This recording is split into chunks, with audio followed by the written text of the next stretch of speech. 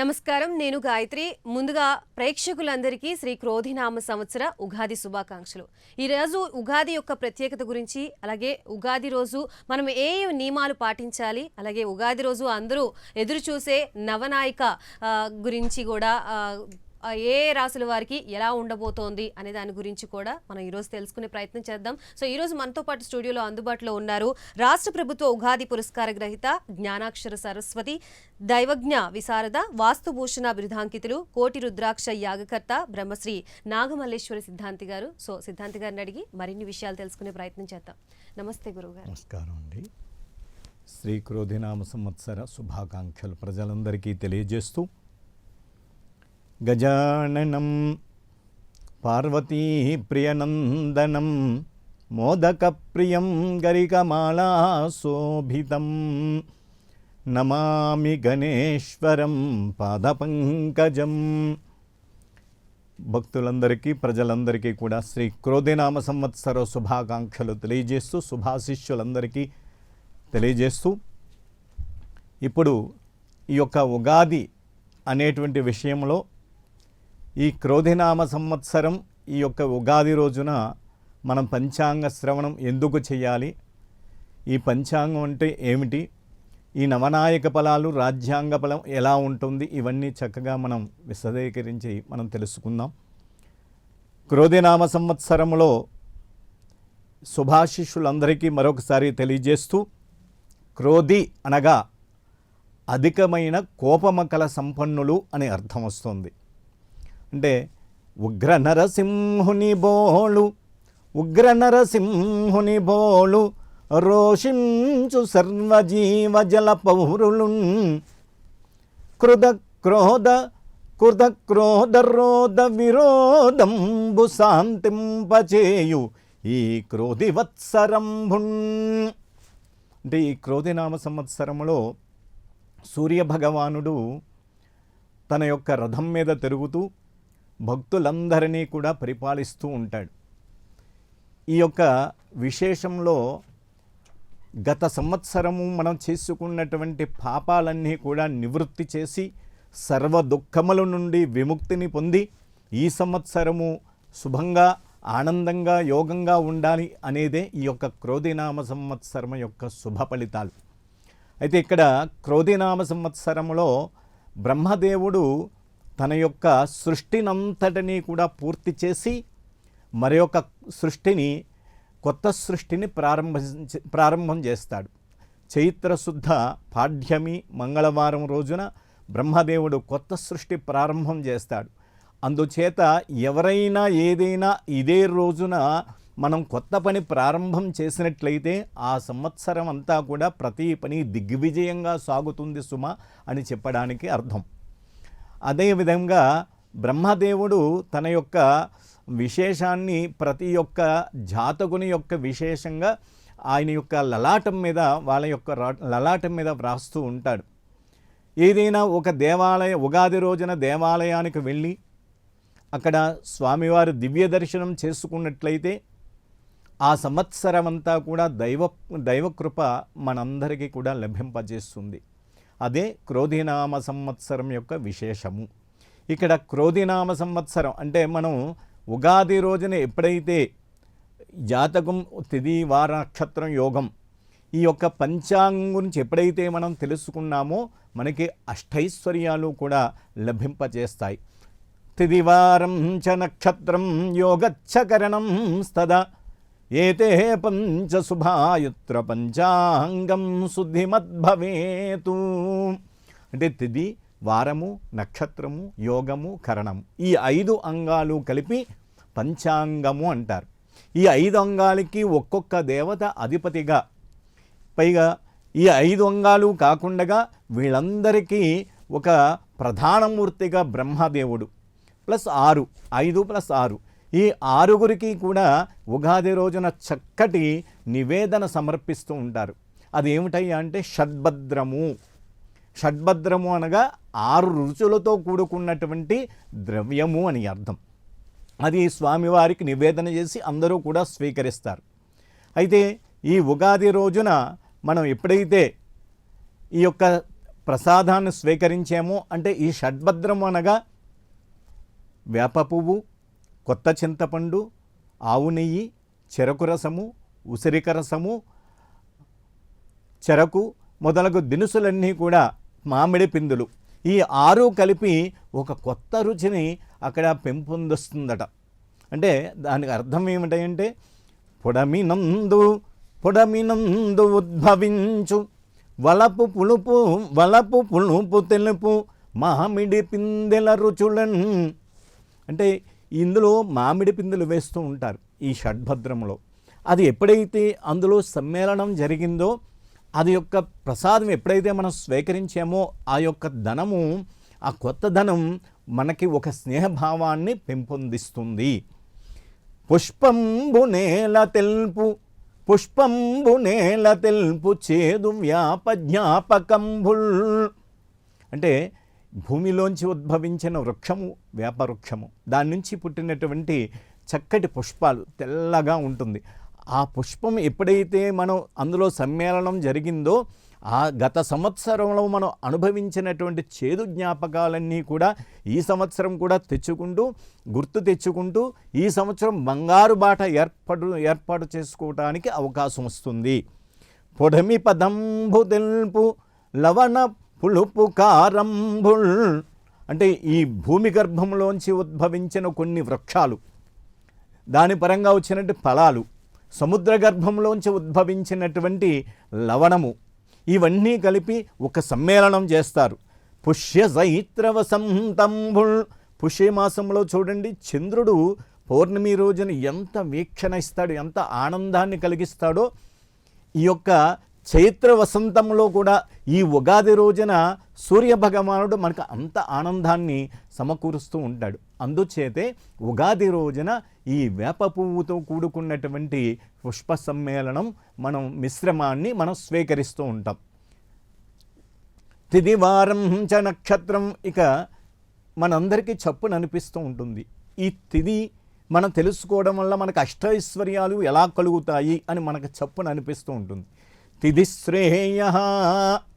తిదిశ్రేయమాప్నోతి. అంటే ఇవాళ మన క్యాలెండర్లో కానీ పంచాంగంలో కానీ పాడ్యమి, విధియ, తదియ, చవితి ఇలా 15 తిథులు ఉంటాయి. పౌర్ణమి, అమావాస్య 16 మొత్తం ఉంటాయి. ఇందులో ఏ ఒక్క తిథిని మనం తెలుసుకున్నప్పటికీ కూడా ఉగాది రోజున మనకి ఐశ్వర్యం కలుగుతుంది. ఎలా కలుగుతుంది? మనం వ్యాపారం ఆ సంవత్సరం అంతా అభివృద్ధిగా ఉంటుంది, మనకి లాభాలు బాగుంటాయి, జనాకర్షణ బాగుంటుంది, ఎవరు ఏ వృత్తి చేస్తున్నారో వారికి అన్యోన్యంగా అందులో లభింపజేస్తుంది. అది తిది స్నేయమాప్నోతి వారాధ్యాయుష్యవర్ధనం. ఈ పంచాంగాల్లో తిది తర్వాత వారం 2వ అంగము. అంటే మనం ఆదివారం, సోమవారం, మంగళవారం ఇలా ఉంటాయి. ఈ ఆదివారం సూర్యాది సప్తగ్రహాలు భగవంతుణ్ణి ఒక్క ప్రదక్షిణం చేసి మళ్ళా అదే రోజు వచ్చేసరికి ఒక వారం వస్తుంది. ఇవాళ మంగళవారం అనుకోండి, ఇవాళ కుజుడు, మళ్ళీ బుధుడు, గురుడు ఇలా వస్తూ ఉండగా ఇందులో వచ్చేసరికి వారం రోజులు పడుతుంది. అంటే 168 గంటలు పడుతుంది. దీంట్లో వారాధ్యాయుష్యవర్ధనం. బ్రహ్మదేవుడు ప్రతి మనిషికి కూడా 120 సంవత్సరాల ఆయుష్ ఇస్తూ ఉంటాడు. ఈ బ్రహ్మదేవుడు ఈ యొక్క ఆయుష్ని ఇచ్చినప్పుడు మనం పాపం చేస్తే ఒక లెప్త తగ్గుతుందట, పుణ్యం చేస్తే ఒక లెప్త పెరుగుతూ ఉంటుంది. అలాగే ఇవాళ వారం ఎప్పుడైతే మనం తెలుసుకున్నామో, మంగళవారం అని, బుధవారం అని, గురువారం అని తెలుసుకున్నామో, అపారమైనటువంటి మనకి ఆయుష్ పెరగడానికి అవకాశం ఉంటుంది. అలాగే నక్షత్రతార్జరే పాపం. ఇవాళ అశ్విని, భరణి, కృత్తిక ఇలా ఉంటాయి క్యాలెండర్లో కానీ పంచాంగాల్లో కానీ. ఇందులో ఈ అశ్విని, భరణి, ఇవాళ అశ్విని లేదా రేవతి ఇలా మనం ఎప్పుడైతే మనం తెలుసుకున్నామో, పాపాలన్నీ చేసిన పాపాలన్నీ కూడా పటాపంచలైపోయి ఈ యొక్క పుణ్యం మనకి అభివృద్ధి చెందే అవకాశం ఉంటుంది. దానివల్ల ఆయుష్ పెరుగుతుంది. యోగాద్రోగ నివారణం. ఆ యోగం అంటే 27 యోగాలు ఉంటాయి. విష్కంభము, ప్రీతి, ఆయుష్మాన్ ఇవన్నీ వస్తూ ఉంటాయి. ఈ 27 యోగాలు ఇవాళ ఈ ఫలానా యోగము అని మనం ఎప్పుడైతే తెలుసుకున్నామో, ఆయుష్య యోగాద్రోగ నివారణం. మనకు ఉన్నటువంటి అనారోగ్యం, అంటే ఈ నవనాడుల్లోంచి ఆ యొక్క పదం వచ్చి మనకు ఆరోగ్యం చక్కగా ఉంటుందట. కార్యంలో పంచాంగాలు 5వది కరణము. కరణాత్ కార్యసిద్ధించ అంటే కరణము అనగా ఇవాళ భవ యువ ఇలా ఉంటాయి, తైతుల గరజి వనజి ఇలా. ఇవాళ ఈ ఉగాది రోజున ఫలానా కరణం అనుకుంటే ఆ సంవత్సరం అంతా కూడా కార్యం సిద్ధింపజేస్తుంది, అది ఆటంకం లేకుండా జరుగుతూ ఉంటుంది. అంత విశేషంగా ఈ యొక్క పంచాంగంలో మనకి భగవంతుడు మనకి ఒక మంచి మార్గాన్ని బంగారు బాటగా ఇచ్చాడు. అందుకు ఈ పంచాంగము ప్రజలకు ఓ బంగారు బాటలా ఏర్పాటు జరుగుతూ ఉంటుంది. దానివల్ల అపారమైనటువంటి దివ్యశక్తి, ఆ పవిత్రమైన ఈ యొక్క పంచాంగ గ్రంథాన్ని ఎవరైతే మనం చదువుతూ ఉంటారో లేక వింటూ ఉంటారో లేకపోతే చూస్తూ ఉంటారో వారికి ఈ యొక్క ఫలితాలన్నీ కూడా లభింపచేయడానికి అవకాశం ఉంది. గురుగారు, ఈ సంవత్సరం పంచాంగ రీత్యా ప్రపంచం ఎలా ఉండబోతోంది? ఈ యొక్క పంచాంగంలో విశేషమైనటువంటి మనకి యోగం ఒకటి వస్తుంది. అదేమిటయ్యా అంటే నవనాయకుల ఫలాలు. అంటే ఇవాళ కుజుడు అధిపతి. ఈ సంవత్సరం క్రోధినామ సంవత్సరానికి అధిపతి ఎవరయ్యా అంటే కుజుడు. ఈ కుజుడు ఈరోజు కాబట్టి రాజు మనకి కుజుడు, మంత్రి శని. ఈ యొక్క శని ప్రభావం మంత్రి ఈ యొక్క కుజ ప్రభావం ఉండడం వల్ల కొన్ని ఉపద్రవాలు అధికంగా ఉండడానికి అవకాశం వస్తుంది. దేశంలో ఈ పాలకుల్లో విభేదాలు ఉన్నప్పటికీ కూడా చాకచక్యంగా రాజ్యపాలన చేస్తూ ఉంటారు. నిరుద్యోగ సమస్యలు కొంతవరకు తగ్గుతుంది. విద్యార్థులు తమ తమ విద్యను చక్కగా చాటిస్తూ ఉంటారు. దేశ సరిహద్దుల్లో ఉన్నటువంటి రక్షణ దళము చాలా జాగ్రత్తగా శక్తివంతంగా పనిచేసే అవకాశం ఉంది. ప్రజలు అయోమయ పరిస్థితుల్లోంచి బయటకు వస్తారు. ఏమిటి ఈ సంవత్సరం మనకి మా పిల్లలకి ఏ విధంగా ఉద్యోగాలు వస్తాయా లేవా, ఇటువంటి అయోమయ పరిస్థితుల్లోంచి బయటకు వచ్చి తేరుకునే అవకాశం ఉంటుంది. రాజకీయ ప్రతిపక్షము మాత్రము పుంజుకునే అవకాశం ఉంటుంది. ఏప్రిల్ జూన్ మధ్యలో విమానాలు, రైళ్లు, బస్సులు ప్రమాదాలు అధికంగా ఉంటాయి. క్రికెట్లో టీంలో ఉన్నటువంటి ఒక వ్యక్తికి అస్వస్థత కూడా జరుగుతూ ఉంది. స్పేస్లో ఉన్నటువంటి ఉపగ్రహం వల్ల కొంత విచారణ జరుగుతూ ఉంటుంది. జూలై సెప్టెంబర్ నెలలో మధ్యలో బొగ్గు గనుల్లో కొన్ని ప్రమాదాలు జరుగుతూ ఉంటాయి. భారీ తుఫాన్లు ఉన్నాయి. దానివల్ల రైతులకి కాస్త భారీగా నష్టం కూడా రావడానికి అవకాశం ఉంటుంది. ఆ నష్టాన్ని ప్రభుత్వ పాలకులు భర్తీ చేసే అవకాశం కూడా, వాళ్ళని ఆదుకునే పరిస్థితి కూడా ప్రభుత్వం వారు ఎదుర్కొస్తూ ఉంటారు. అలాగే అక్టోబర్ డిసెంబర్ మధ్యలో భారత్ పాకిస్తాన్ మధ్య పోరాటాలు ఉన్నప్పటికీ కూడా అవి వెంటనే సర్దుమణుగుతాయి. భారీ తుఫాన్లు కూడా ఈ సంవత్సరం మనకి అవకాశాలు కనపడుతున్నాయి. సాఫ్ట్వేరు కొంతవరకు మందకోడిగా ఉన్నప్పటికీ కూడా 2 నెలల తర్వాత మళ్ళా సాఫ్ట్వేర్ మంచి అభివృద్ధి చెందే అవకాశాలు ఉన్నాయి. భారత్కు ఈ యొక్క భారతదేశానికి ప్రపంచ దేశాలు సలాం చేసే అవకాశాలు ఉన్నాయి. భారత్లో ప్రపంచ దేశాలు స్నేహబాంధవులు పెరిగే అవకాశాలు ఉన్నాయి. అలాగే విద్యా సంస్థలు చాలా చక్కగా ఉంటాయి. విద్యార్థులు మంచి అభివృద్ధిని తెచ్చుకుంటూ ఉంటారు. కానీ కొత్త వైరస్సు ప్రపంచాన్ని గడగడలాడించే అవకాశాలు మరొకసారి కనపడుతోంది. కానీ ప్రపంచ దేశాల్లో ఉన్నటువంటి ప్రవాస భారతీయులు దానికి తగిన మెడిసిన్ కనుగొని వాళ్ళకి మంచి గుర్తింపు, భారతదేశానికి వారి పరంగా మంచి గుర్తింపు కూడా రావడానికి మంచి అవకాశాలు ఉన్నాయి. జలాశయాలన్నీ కూడా నిండుకుండలా ఉంటాయి. పాడి పంటలు చక్కగా పండే అవకాశాలు ఉన్నాయి. కానీ భారీ తుఫాన్ల వల్ల కొంత నష్టపోయి, కీటకాల వల్ల కొంత నష్టం కూడా జరిగే అవకాశాలు ఉన్నాయి. తెల్లటి ధాన్యాలు ఎర్రటి భూముల్లో చక్కగా ఫలించే అవకాశాలు ఎక్కువగా ఉన్నాయి. ఈ సంవత్సరం మొత్తానికి 13 తుఫాన్లు అయితే, అల్పపీడనాలు అయితే భారీగా ఉండే అవకాశాలు ఉన్నాయి. దానివల్ల ప్రజలు చాలా ఇబ్బందులు పడతారు. పంటలు కూడా నష్టపోవడానికి అవకాశాలు ఉన్నాయి. కులమత రాజకీయాల వల్ల ప్రజల్లో మంచి ఆందోళన ఎక్కువగా ఉంటుంది. గురుగారు, ఉగాది అనగానే కూడా ప్రేక్షకులంతా కూడా ఈ నవనాయక ఫలాల గురించి తెలుసుకోవాలని, ఏ రాశి వారికి ఏ విధంగా ఉంది అనే దాని గురించి కూడా చాలా ఆసక్తిగా ఎదురు చూస్తూ ఉంటారు. సో ఏ రాశి వారికి ఏ రకంగా ఉంది అనే దాని గురించి ఈ యొక్క ఉగాది రోజున మనకి ఎలాగా ప్రధానమంత్రి, ముఖ్యమంత్రులు, రాజు, రాష్ట్రపతి ఎలా ఉన్నాయో ప్రతి సంవత్సరం కూడా భగవంతుడు ఈ యొక్క సృష్టిని పరిపాలించడానికి నవనాయక ఫలము అని ఒకటి ఏర్పాటు చేస్తూ ఉంటాయి. నవనాయక ఫలాల్లో రాజు కుజుడు, మంత్రి శని, సేనాధిపతి శుక్రుడు, సస్యాధిపతి కుజుడు, ధాన్యాధిపతి రవి, అర్ఘాధిపతి శుక్రుడు, మేఘాధిపతి శుక్రుడు, రసాధిపతి గురుడు, నీరసాధిపతి కుజుడు, అలా ఉపనాయకులు కూడా ఉంటూ ఉంటారు. అలాగే ఈ ద్వాదశ రాసుల్లో ఈ సృష్టిలో, ఈ ప్రపంచంలో, ఈ వరంలో ఎన్ని కోట్ల మంది ఉన్నప్పటికీ కూడా 12 రాసుల్లోనే ఉంటాయి. అంటే డివైడెడ్ పై చేస్తే ఒక్కొక్క రాశికి ఇన్ని కోట్ల మంది వస్తూ ఉంటారు. ఇన్ని కోట్ల మందికి కూడా మేషరాశి, వృషభ రాశి, మిథునం, కర్కాటక, సింహం, కన్యా, తుల, వృశ్చికం, ధనస్సు, మకరం, కుంభం, మీనం, ఇలా 12 రాసుల వారికి విభజన జరుగుతూ ఉంటుంది. కానీ ఒక్కొక్క రాశి వారికి ఈ సంవత్సరం ఒక్కొక్క ఫలితాలు కనుబరుస్తూ ఉంటాయి. అలాగే మేషరాశి వారికి ఈ సంవత్సరం ఆదాయం 8, వ్యయం 14, రాజ్యపూజ్యం 4, అవమానం 3. అంటే ఖర్చు కాలం ఎక్కువగా ఉంటుంది. ధనం కూడా బాగానే సంపాదిస్తారు, అయినప్పటికీ కూడా ఖర్చు కాలం ఎక్కువగా ఉంటుంది. మనల్ని గౌరవించేవారు కూడా అధికంగా ఉంటారు. గౌరవానికి విపరీతమైన డబ్బు ఖర్చు పెట్టే అవకాశాలు ఉంటాయి. కానీ ఈ సంవత్సరం మేషరాశి వారికి చక్కటి గృహయోగము, ఉద్యోగ అవకాశాలు, ఏదైనా భూమి, విలువైన వస్తువులు కొనుక్కోవడం, ఇటువంటివన్నీ కూడా జరుగుతూ ఉంటాయి. వారు అనుకున్న పనులన్నీ కూడా ఈ సంవత్సరం జరిగే అవకాశాలు, సంకల్పం నెరవేరుతుంది. అదేవిధంగా వృషభ రాశి వారికి ఆదాయం 2, వ్యయం 8, రాజ్యపూజ్యం 7, అవమానం 3. ఈ రకంగా ఉండడం వల్ల కాస్త ఆదాయం తక్కువైనప్పటికీ కూడా ఖర్చు కాలం ఎక్కువగానే ఉంటుంది. మనం కొన్ని రుణాలు చేయవలసి వస్తుంది. ఉన్నప్పటికీ కూడా విలువైన వస్తువులకు స్వీకరణ చేసుకుని దానివల్ల కాస్త ఉన్నంతలో అభివృద్ధి చెందే అవకాశాలు వృషభ రాశి వారికి అవకాశాలు ఉన్నాయి. కాస్త ఆలస్యం అయినప్పటికీ కూడా పనులు పూర్తి జరుగుతుంది.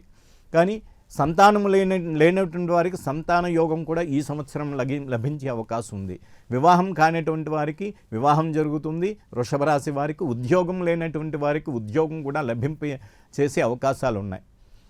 అలాగే మిథున రాశి వారికి ఈ సంవత్సరము ఆదాయం 5, వ్యయం 5, రాజ్యపూజ్యము 3, అవమానం 6.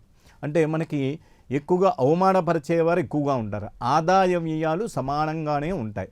అయినప్పటికీ కూడా శని యొక్క ప్రభావం ఉండడం వల్ల కాస్త పనులు ఆలస్యమైన పనులు మాత్రం పూర్తయ్యే అవకాశాలు ఉన్నాయి. కొత్త వ్యవహారాల్లో మనం తలదూర్చుట, దానివల్ల కొద్దిపాటి నష్టపోవుట, మళ్ళా దాన్ని చాకచక్యంగా మనం ఆ నష్టాన్ని భర్తీ చేసుకునే అవకాశాలు కూడా ఈ సంవత్సరం కనబడుతుంది.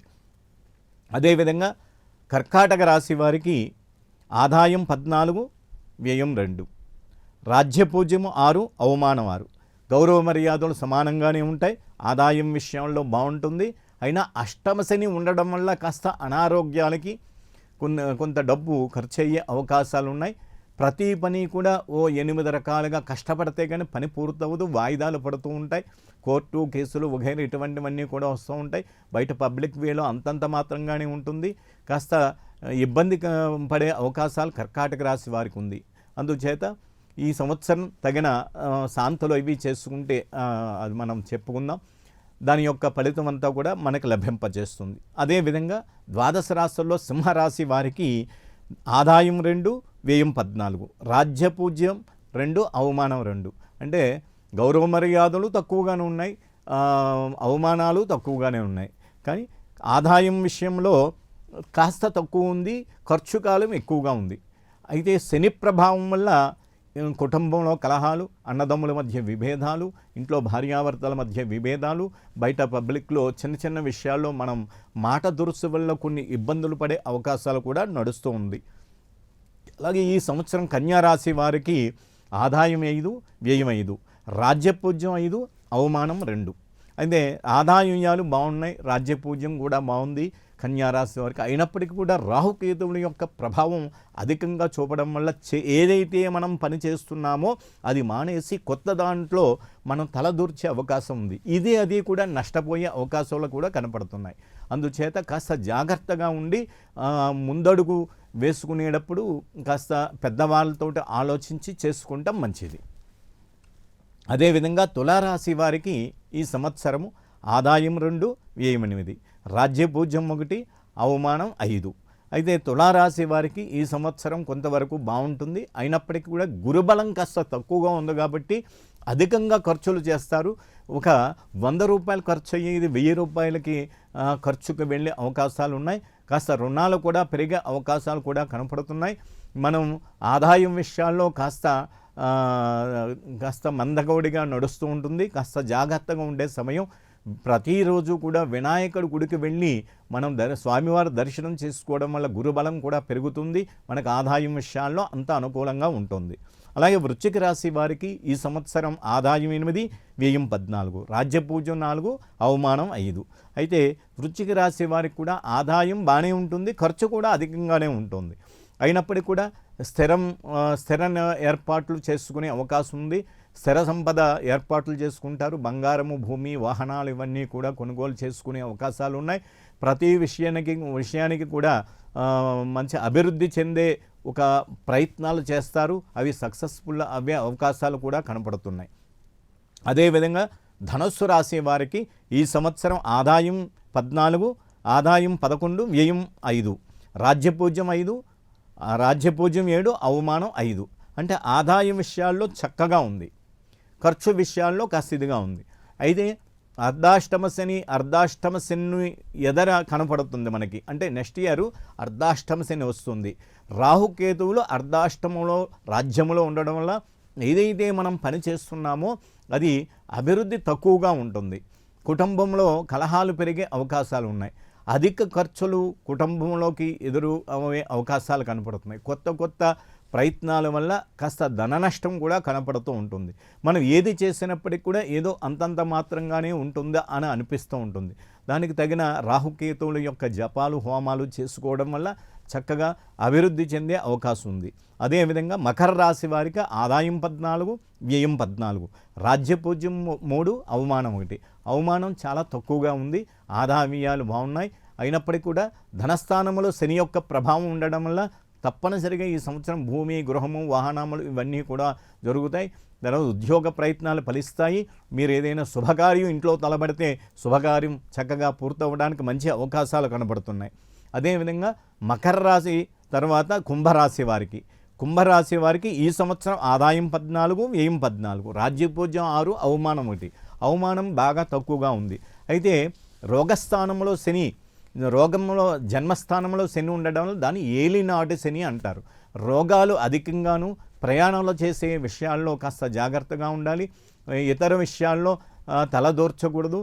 లేనిపోనివి ఇతరుల యొక్క సమస్యలు మీ మీద పెట్టుకుని కోర్టు కేసులు, పోలీస్ కేసులు ఇటువంటి వాటిల్లో కాస్త ఇబ్బందులు కలిగే అవకాశాలు ఉన్నాయి. కాబట్టి శనికి సంబంధించిన, మృత్యుంజయకి సంబంధించినటువంటి హోమాలు, జపాలు చేసుకున్నట్టయితే ఆ యొక్క ఫలితము మనకి ఆ శనీశ్వరుని యొక్క అనుగ్రహం మనకి లభింపజేస్తుంది. అదే మీనరాశి వారికి ఈ సంవత్సరం ఆదాయం 11, వ్యయం 5, రాజ్యపూజ్యం 2, అవమానం 4. ఆదాయం విషయంలో బాగానే ఉంది. రాహుకేతువులు ఈ సంవత్సరం చాలా ఎక్కువగానే బలం చూపిస్తుంది. కాస్త ప్రతి పని కూడా ఆలస్యం అవుతుంది. ఏదైతే మనం పని చేస్తున్నామో అది మానేసి కొత్త దాంట్లో ప్రయత్నాలు చేస్తారు. అది అంతంత మాత్రంగానే ఉంటుంది. ప్రతి విషయానికి ఒక టెన్షను, తర్వాత చిన్న విషయాల్లో చిన్న దెబ్బలు తగిలి చేతులు, కాళ్ళు నొప్పెట్టడానికి కూడా అవకాశాలు ఉన్నాయి. కాస్త ఆరోగ్య విషయాల్లో కానీ మనం ప్రతి పనిలో కూడా జాగ్రత్త వహించినట్లయితే ఆ యొక్క రాహుకేతువుల యొక్క ఈ విధానంలో కాస్త శాంతింపచేయడానికి ఉంది. రాహుకేతువులకి జపశాంతులు, హోమాలు చేసుకున్నట్లయితే, చండీ హోమాలు అవి చేసుకున్నట్లయితే ఆ యొక్క ప్రభావము, ఆ రాహుకేతువులు మన మీద అనుగ్రహం మంచిగా మన మీద తగలడానికి అవకాశం ఉంటుంది. ఆ రకంగా ఈ యొక్క విధంగా ఈ ఆదాయమ్యాలు ఈ 12 రాశుల వారికి భగవంతుడు ఈ సంవత్సరం మనందరికీ కూడా సమర్పించాడు. గురుగారు, ఈ సంవత్సరం రాజకీయ పంచాంగం అసలు ఎలా ఉంటుంది? ఈ సంవత్సరం కొత్తగా ఎలక్షన్స్ అయ్యి వస్తున్నాయి. ఆంధ్రాలో, ఇంకా దేశంలో కూడా చాలా చోట్ల ఎలక్షన్స్ అయ్యి వస్తున్నాయి. ఈ తెలంగాణలో కూడా ఎలక్షన్స్ జరిగాయి. మేము గత సంవత్సరం కూడా చెప్పడం జరిగింది, రేవంత్ రెడ్డి గారు సీఎం అవుతారని. కేసీఆర్ గారికి కాస్త జాతకం మందకోడిగా ఉంది, ప్రతి విషయానికి కొన్ని టెన్షన్గా ఉండే అవకాశం ఉందని చెప్పాము. అదే మాదిరిగా రేవంత్ రెడ్డి గారి ఇది అవ్వడం కూడా జరిగింది. ఆయనకి కూడా రేవంత్ రెడ్డి గారికి కాస్త ఇబ్బందులు కూడా గురయ్యే అవకాశాలు ఇప్పుడు కనపడుతున్నాయి. కాస్త ఆయన కూడా జాగ్రత్తగా ఉంటూ తగిన శాంతలై చేసుకుంటూ ఉంటే ఆయన దేశ రాజ్యపాలన చక్కగా నిర్వర్తించడానికి అవకాశం ఉంటుంది. అదే మాదిరిగా రేపు మే నెలలో ఇది వస్తుంది వసంతరం. ఈ వసంతంలోనే కొత్త రాజకీయంగా ఎలక్షన్స్ వస్తున్నాయి కాబట్టి ఈ మనం త్రికూటమి కొంత బలపడడానికి అవకాశం ఉంది. దీంట్లో ప్రధానంగా మన పవన్ కళ్యాణ్ గారికి చాలా జాతక ప్రభావం బాగుంది. ఆయన కీలక వ్యక్తి అయ్యే అవకాశం ఉంది. అదే మాదిరిగా చంద్రబాబు నాయుడు గారికి కూడా మంచి విశేషంగా జాతకం బాగుంది. ఆయన సీఎం అయ్యే అవకాశాలు కూడా ఉన్నాయి. తర్వాత మన జగన్ గారికి కూడా శని యొక్క ప్రభావం ఉండడం వల్ల కాస్త మందకోడిగా ఉంది. కాస్త తగిన జపాలు శాంతులు చేసుకోవడం వల్ల, యాగాలు అవి చేసుకోవడం వల్ల కాస్త అభివృద్ధి పొందే అవకాశం ఉంది. లోకేష్ బాబు గారికి కూడా భరణి నక్షత్రం, ఆయనది కూడా మంచి అవకాశం ఉంది. కానీ ఇందులో విశేషం ఏమిటయ్యా అంటే, ఎప్పుడైతే ఈ సంవత్సరం ఎవరైతే సీఎం సీట్లో కూర్చుంటారో వారు తదేకంగా సీఎంలు అవ్వడానికి అవకాశాలు కూడా ఉన్నాయి. అది త్రికూటంగా ఎక్కువ బలం కనపడుతోంది. అదే మాదిరిగా ప్రధానంగా మన పవన్ కళ్యాణ్ గారికి చంద్రబాబు నాయుడు గారికి అన్యోన్యత బాగుంటుంది. ఈయన ప్రధానంగా కీలక వ్యక్తి అయ్యే అవకాశం ప్రజల్లో కూడా కనపడుతుంది. ప్రజల్లో కూడా వీళ్ళ వల్ల సుఖ సంతోషాలతో ఉండే అవకాశాలు కూడా కనపడుతున్నాయి. అలాగే జగన్ గారికి కూడా లాస్ట్ ఇయర్ మేము చెప్పడం కూడా జరిగింది. జగన్ గారికి కూడా ఇదివరకు కూడా మేము చెప్పడం జరిగింది ఆయన సీఎం అవుతారని, జగన్ గారు అవుతుందని. ఆయన అప్పుడు గ్రహాలు బాగున్నాయి. ఇప్పుడు కాస్త గ్రహాలు మందకోడిగా నడుస్తున్నాయి. కాస్త జాగ్రత్తగా ఇవన్నీ చేసుకుంటే అంతా బాగుంటుంది. అలాగే చంద్రబాబు నాయుడు గారు కూడా గతంలో కూడా ఆయన సీఎం అవ్వారు. తర్వాత ఇప్పుడు కూడా మంచి గ్రహాల యొక్క పొజిషన్స్ అది కూడా మంచి బలంగా కనపడుతుంది. ఇబ్బంది అయితే ఏం లేదు. రాజకీయ నాయకుల వల్ల ప్రజలందరూ సుఖ సంతోషంగా ఉండడానికి మంచి అవకాశాలు ఉన్నాయి. గురుగారు, ఈ ఉగాది పర్వదినాన ఉగాది పంచాంగ శ్రవణం గురించి అలాగే నవనాయక ఫలాల గురించి చాలా చక్కగా వివరించారు. ధన్యవాదాలు. చూశారు కదా, ఇది ఇవాల్టి ఉగాది పంచాంగ శ్రవణం కార్యక్రమం. మరొక కార్యక్రమంతో మళ్ళీ కలుద్దాం. అంతవరకు సెలవు. నమస్తే.